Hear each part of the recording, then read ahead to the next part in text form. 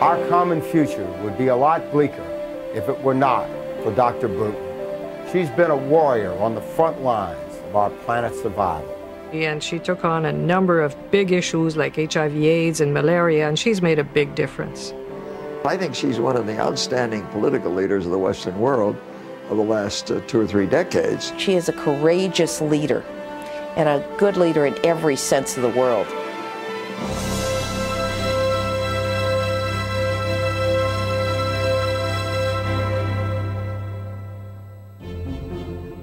When starting out, Dr. Gro Brundtland says all she ever wanted to do was make a difference in people's lives.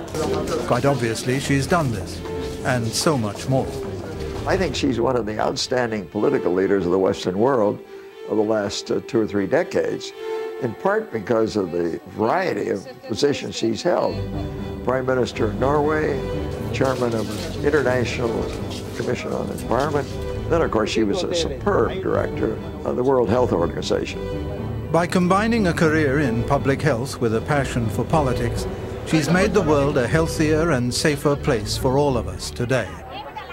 She's one of the top people in the world, man or woman. She's a great leader, and she works hard every day to make the world a better place for all of us. I really admire her a lot. Her early training as a physician, in addition to holding a master's degree in public health from Harvard, provided her with an entree into public service. As a member of Norway's Labour Party, Dr. Brundtland moved steadily up the political ladder, starting with a cabinet job as Minister of the Environment. 7 years later, at the age of 41, she became Norway's first female Prime Minister.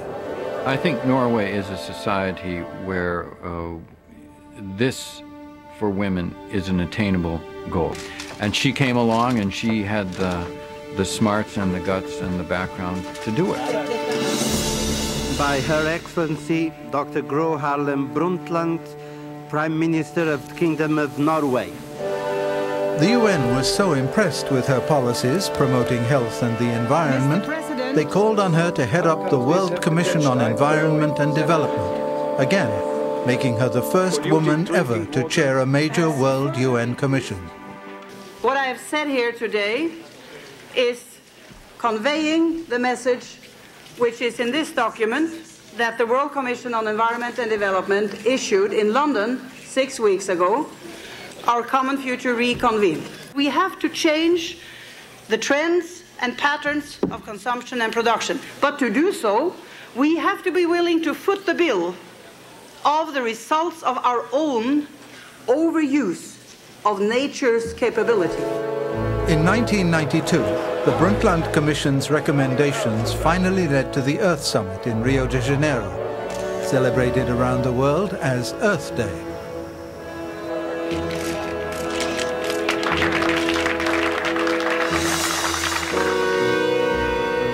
After successes like these, most of us would feel as though we had perhaps finally made a difference.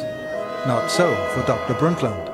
In 1996, she stepped down as Norway's popular Prime Minister. She had a new goal, and placing health at the top of the global political agenda was it. I knew that unless we can analyze the real links between poverty and health, and the links between illness and lack of development, we are not going to be able to do what is necessary. Dr. Brundtland was not alone in her thinking. I had always believed that the head of WHO ought not to just be able to see the health ministers of the world, but ought to be able to see the finance ministers and prime ministers. And therefore, we needed someone of extraordinary stature that was a player in international politics. And Gro just fit the bill. As Director General of the World Health Organization. I shall now ask Dr. Brundtland to take her place with us at the rostrum.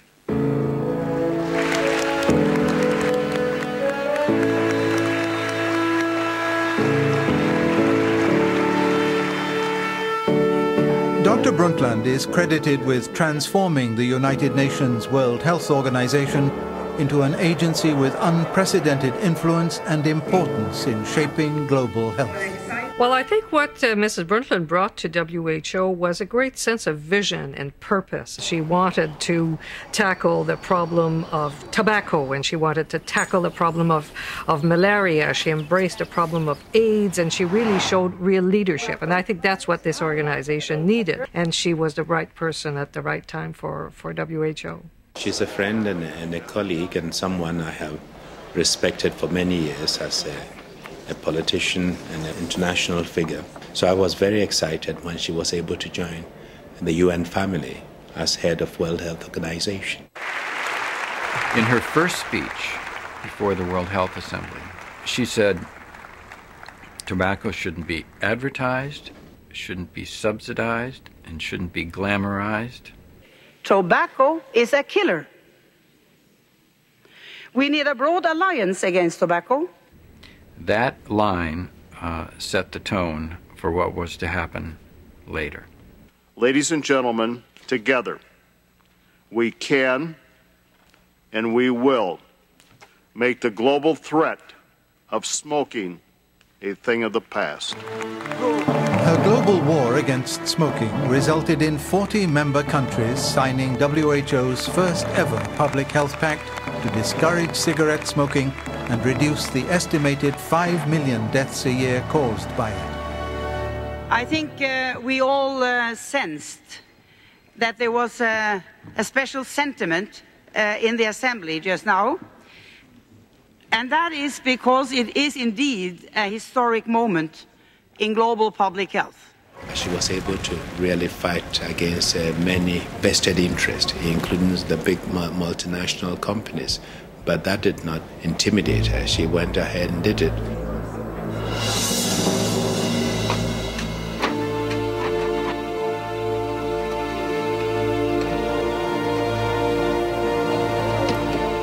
Still, it is HIV/AIDS that continues to be the #1 cause of death in Africa. Here, each day, 6,500 people die from the disease. Dr. Brundtland has pushed hard to create new partnerships between the public and private sectors to make drugs more affordable to poor countries and provide incentives for industry to develop new drugs. Dr. Brundtland had to fight this fight of how to make antiretroviral drugs affordable and available. It was unquestionably wrong and unacceptable to suggest because they were expensive they could not be used in the developing world. She kept pushing the envelope, and it was a great contribution she gave to the world.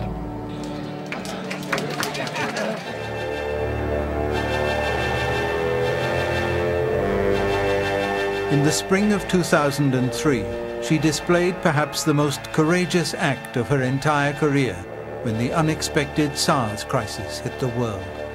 I'm shocked that the medical evidence before us does not support this advisory, and I'm told they have never issued an advisory like this before in their history. Normally governments don't like you to put that sort of pressure on them, but it was absolutely essential. Without that sort of pressure, I don't think we would have been able to tackle the infection the way it was. All her experience, all her status, all her determination were necessary for SARS. We have reviewed the SARS situation globally. We will maintain the existing travel advice for Hong Kong, Beijing, Guangdong, and Shaanxi province. I think that she perhaps lived her whole political life for this one moment. There are very few public servants today with her knowledge, passion, and experience who have worked as long and as hard as she has on so many fronts.